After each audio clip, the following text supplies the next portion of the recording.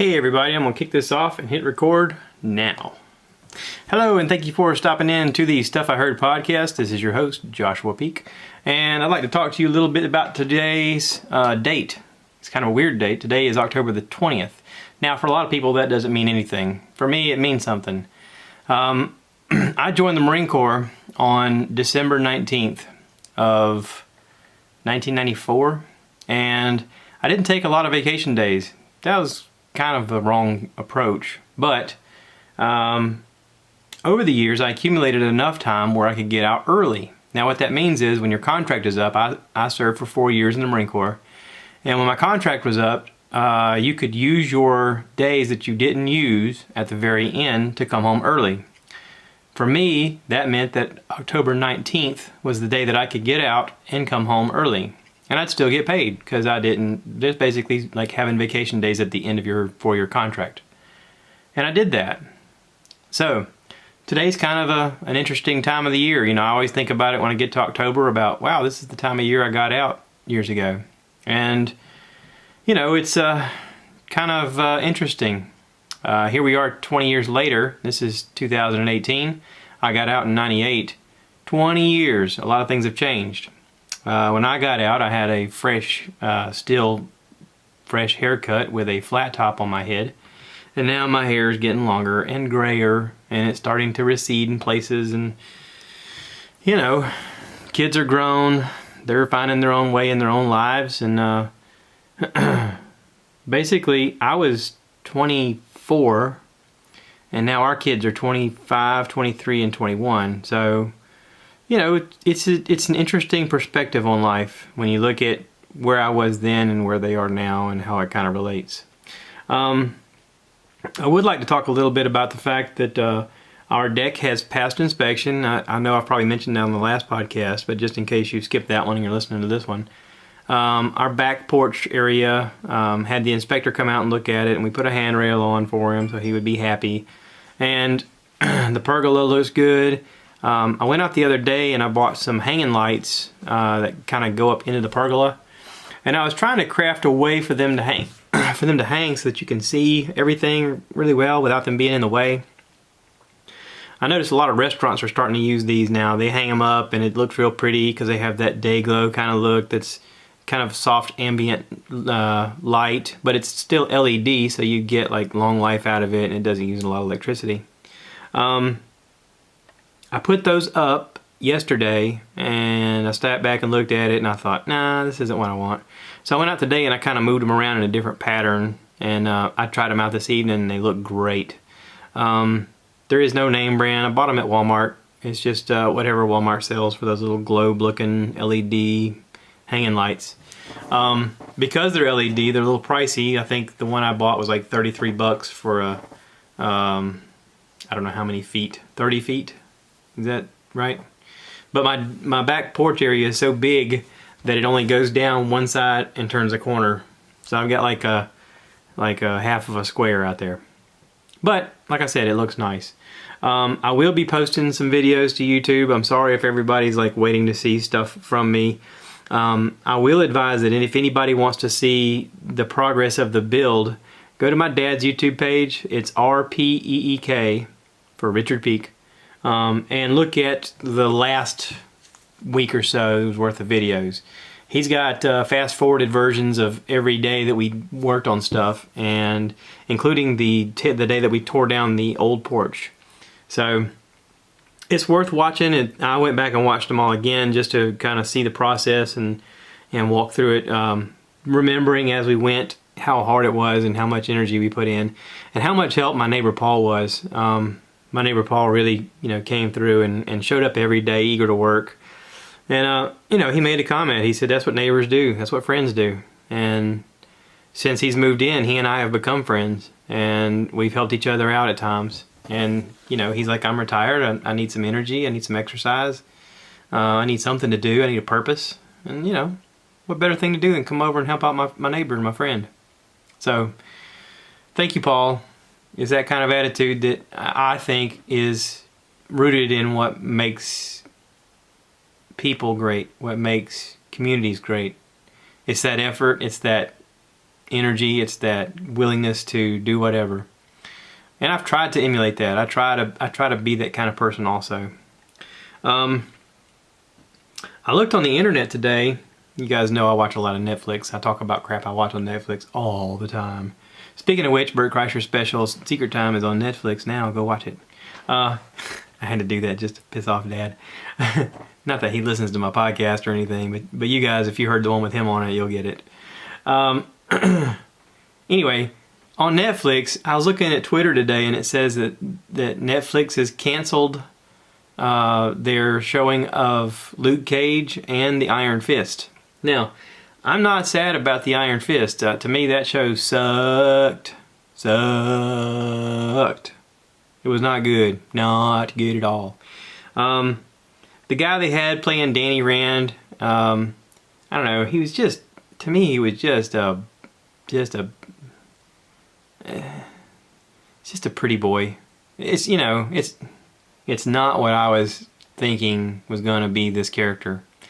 Of course, I know nothing about the Iron Fist. Now, there are legitimate people on Facebook and on those pages where they're all about Marvel stuff, and they're all, you know, like, oh my God, but what about this? And they're supposed to do this, and they're supposed to get together with them, and these people developed, and what about this person, and, you know, whatever. Now, I will say that I'm a little upset over Luke Cage being canceled. I liked Luke Cage. Luke Cage was the first one of these Marvel series that I got invested into and watched. I watched Luke Cage, and Luke Cage was so good. That's the reason I took the chance and watched Jessica Jones. And Jessica Jones was awesome. And she had Luke Cage in it. And then when they all got together and did the Defender series, I thought that was great too. Now, I said all that to say this. My wife is a Disney nut. My wife listens to several podcasts that have to do with Disney. And on one of those podcasts, there's a guy who is sort of a Marvel expert that comes on and talks about movie plans and series plans and stuff like that. And he came on and he talked about the fact that Disney is creating their own platform to stream, kind of like Netflix is now, or Hulu. Disney is working on something like that, and you can kind of see that now in the fact that they own ABC and ESPN and all the people that they own as well, all the channels that they own as well. But we're living in an age where everybody's getting rid of cable and satellite, and they're starting to do more streaming of whatever they want to watch anyway. For the longest time, I want to say since March, we've been just Netflix and Amazon, and we've loved it. Amazon Prime is coming out with their own shows. Man in the High Castle that just come out not long ago. The 3rd season is incredible. There's a lot of shows on there I haven't seen, but I hear a lot about, like, what is that, Sneaky Pete, I hear is awesome. The Marvelous Miss Maisel, if you haven't seen that, that is amazing too. But Netflix kind of set the standard of, hey, we're going to create our own content, and we're going to create something that you want to tune into all the time, because we're going to constantly pump out new material. And there's no commercials. Like, you pay a small fee and there's no commercials. I don't mind paying the, whatever it is, $11 a month, and I just hit the button and boom, I'm watching something. No commercials. It's great. It's great. Great. Now, here's the idea is Disney's thinking of doing the same thing, and apparently they're supposed to do this as of 2020. Okay, so we're in the fall of 2018. Here's my theory, because no one's asked me my opinion, and honestly nobody really gives a shit except for a few people who listen to this. Hi Byron, how you doing? I know there's just a few of you that are like, what? My theory is that especially the Iron Fist probably has very low ratings. I think Luke Cage had good ratings because everybody I talk to has watched Luke Cage, or they're loving Luke Cage. I think that both of those characters are supposed to develop into a bigger story, and Netflix doesn't want to get financially tied into sort of like doing all of the work so that Disney gets to coast on the big reward. I think they're hashing their bets, and I think that this is the beginning of the end for the Marvel series on Netflix. I know that Daredevil 3 just came out on Netflix, and I'm looking forward to watching it. I haven't had time yet. The Deborah Wolf is on there. She's the redhead that she plays like their secretary at some point, and then she becomes a paralegal, and then she's helping fight crime, and she's in The Punisher. And if you watch True Blood, you'll remember her as being the redhead young girl. who grows up on the show. And anyway, she's been active on social media non-stop, pumping the Daredevil release and things about Daredevil and how they're, you know, raising money for charities and stuff like that. And she's become an integral part of the show and of the Marvel series. I see this season 3 may be the last one that Netflix does for the same reason that I just talked about. I think that Marvel's run with Netflix is coming to an end because Marvel is now owned by Disney. And I think that they're going to probably have a season 3 of Jessica Jones as well, and then they're probably going to wrap it up. I don't know what's going to happen to The Punisher. The Punisher is one of those weird things where it's R-rated. You know, The Punisher was fantastic. If you haven't watched The Punisher, you're gonna. It's awesome. It's brutal. It's bloody. It's violent. It is a rated R superhero kind of guy. Even though he's not really technically a superhero, he's sort of a Punisher, if you will. You know, in a lot of these superhero movies, they do karate and they, you know, do different things and knock people out and try to subdue them and try to get them arrested and try and get them to sit still by bending stuff around them or whatever. The Punisher doesn't do that. The Punisher just straight up kills you if you deserve to die. That's the whole thing. It's like he don't want to hurt anybody that's innocent, but anybody that deserves to get theirs, he's gonna give them theirs, and it ain't gonna be pretty. He has no superpowers. He's just extremely hard to kill. If you haven't watched The Punisher, I highly recommend The Punisher. Now, here's the thing. Will Disney greenlight that for their platform? You know, they're supposed to be Disney. They're supposed to be clean cut. They're supposed to be like, oh no, it's fine. Even the Daredevil is kind of dark. You know, the fact that they call him the Red Devil because of his suit. Will Disney sign off on Daredevil going over to their platform? Or will they just leave it at Netflix and go, nah, they can keep that? I don't know. But to me, those two and Jessica Jones are the 3 best out of that group, out of that Marvel group. And I hope they leave Jessica Jones on Netflix too, because I can't see her having her foul mouth and her drinking and smoking and whatnot being okay for Netflix to be like, or Disney to be like, yeah, we can have her on our platform. She's Disney friendly. Nah. But leave her on Netflix. I mean, I'll watch every episode. I'll talk about it. I'll be like, oh, you got to check her out. Was it Jessica Ritter plays Jessica Jones? Really, really, really, really, really good. Anyway, so let's redirect, shall we? We have a trip coming up, and this is for the video part of this. I bought a new thing to hold my GoPro. This is I got a floatable handheld thing with a strap on it. Now, I have a handheld floatable thing that I use from time to time in the past, but this one with the strap allows me to hook it to my arm, and just in case I'm having fun at the water park in Disney and I go down a water slide and I go, and I lose control of it, I don't lose the thing. It can be strapped onto my arm and I don't lose it. So the GoPro 7, if it's in there, boop, and then it's all good. I have gotten rid of my regular GoPro. I made a comment in the past that I was looking at selling them. I sold the GoPro 4 Sessions camera, the little cube, to a guy I work with. He does some hunting and fishing stuff, and he has a mount that's going to fit onto his gear, and he wants to record that kind of stuff, and I think he'll get a lot of use out of it. And I sold it to him for a great price, and gave him some extra little doodads, so I think he'll be pleased. The other one I gave to Dad. If anybody's watched my dad's videos, he shoots on this camera that's I think it's called a Tough camera, and it takes a lot of abuse. He's dropped it several times while we were building stuff, and it does work even though he drops it a lot. One of the things that I'm kind of pleased with is the fact that it records long videos with no problem. He can record hours worth of material until the battery dies. That's why when you go back and you watch his YouTube stuff, everything's fast forwarded, but you get to see everything. The camera though has a weird glitch in it in the fact that at times the image seems to distort and like stuff moves in the scene that doesn't normally move. I don't exactly know why. I'm sure it has something to do with the lens inside of it. It probably has a stabilization thing that is, from being dropped a lot, is malfunctioning in some way. But if you watch some of his YouTube stuff, there is elements of stuff going like distorted, like. And if you're watching it, your first thought is, what the hell's wrong with my eyes? But it's not that. He has one of the first GoPros that came out. I think it is the first GoPro, which had it had 2 buttons, but it didn't have a screen. It didn't tell you what you were doing. It didn't tell you anything. You just hit a button and hope you're recording. And then when you get done, you're like, all right, did I record that? When they first designed it, the camera part was good, but the controls were real crappy.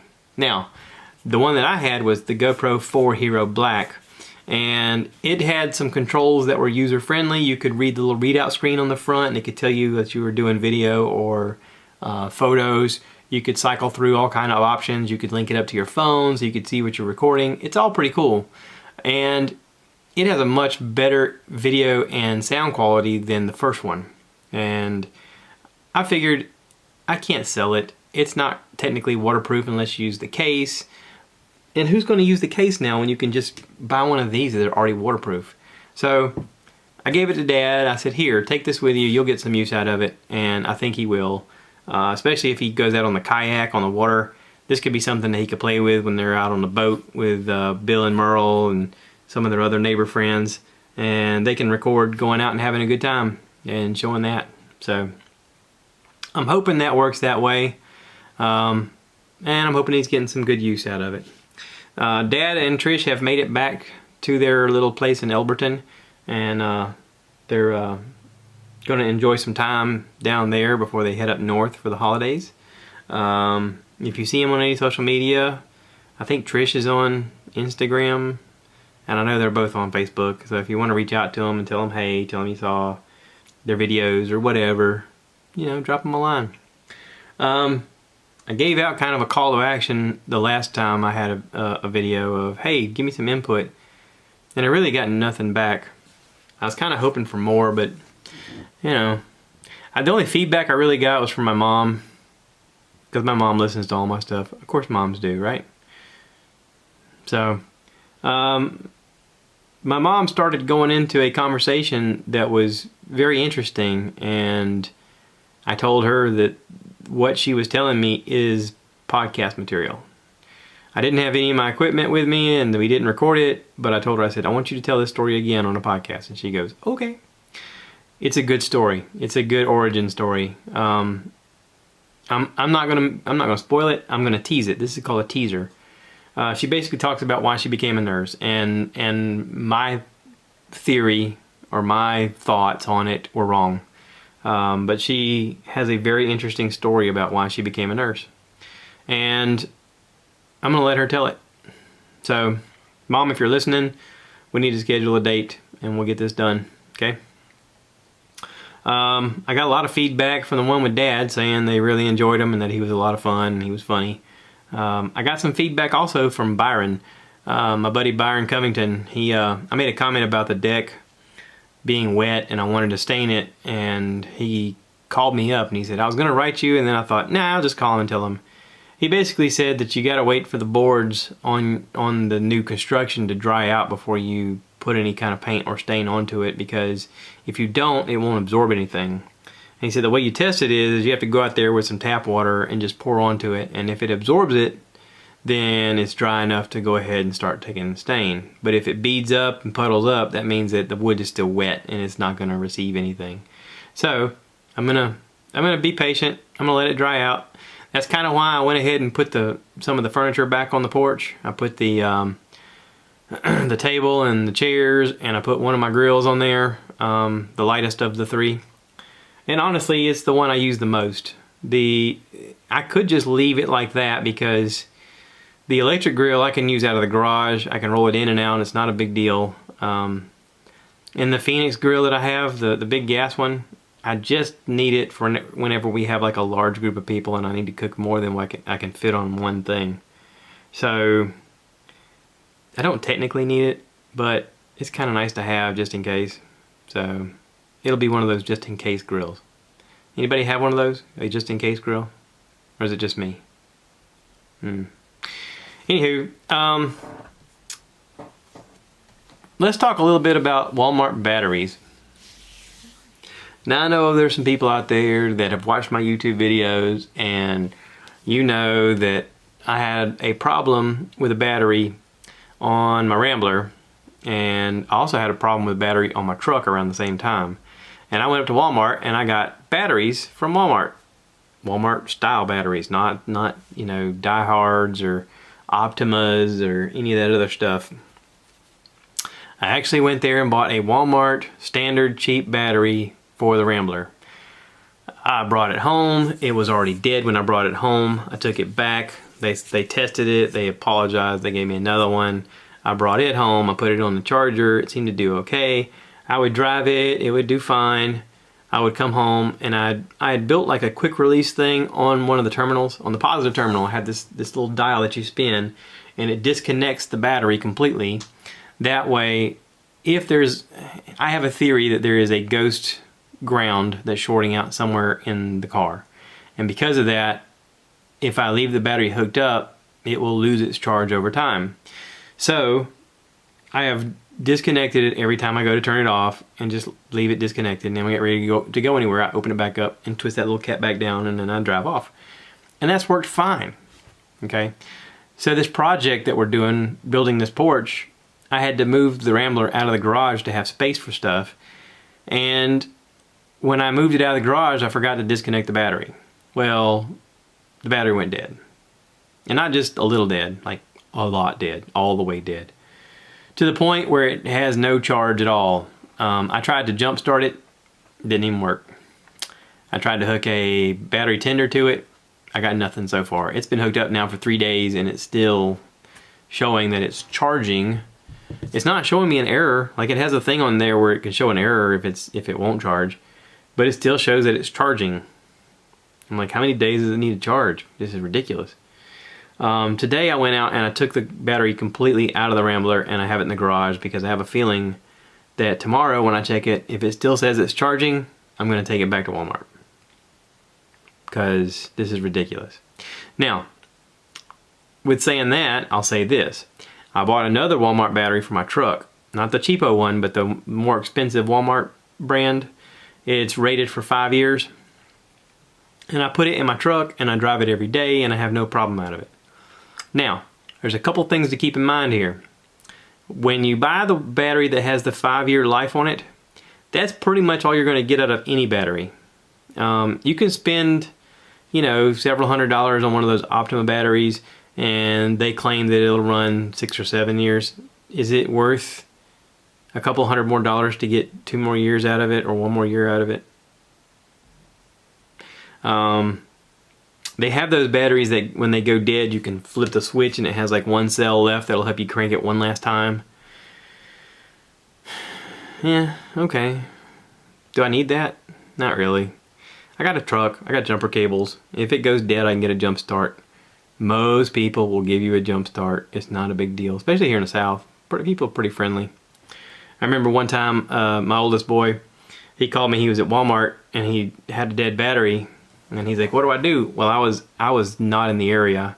I think I was working several hours away. And I said, well, walk up to a redneck and ask him if you can get a jump start. And he's like, what? And I said, walk out in the parking lot, spot a redneck, and get a jump start. And he goes, how do I spot a redneck? I said, look for the big truck with the toolbox. He's going to have jumper cables. He's like, oh. Now, you know, I say redneck jokingly, but that's kind of the truth. Especially here in South Carolina. You find a truck with a toolbox, he's going to have some jumper cables. And he'll come over and he'll help you. And he usually has no problem helping you. He'll be like, all right, yeah, I'll come over there, yeah. So, it worked for him. It'll work for you. That's just my friendly tip out there. If you're out there, you know, collecting tips.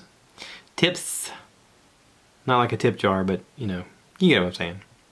Anywho, what else is there? What else is going on in the world? I'm going to take that battery back, like I said. And that's it. That's all. I took a nap today for the first time. I know nobody gives a shit about this. I took a nap today for the first time in a long time, over a week. I have literally worked every day this week from sun up to sundown with my dad and Paul on building this project. And today at 3 o'clock, I took a nap. And my wife and I slept for 3 hours. She woke up at 6 o'clock and she goes, "Oh my God, it's 6." And I was like, "What?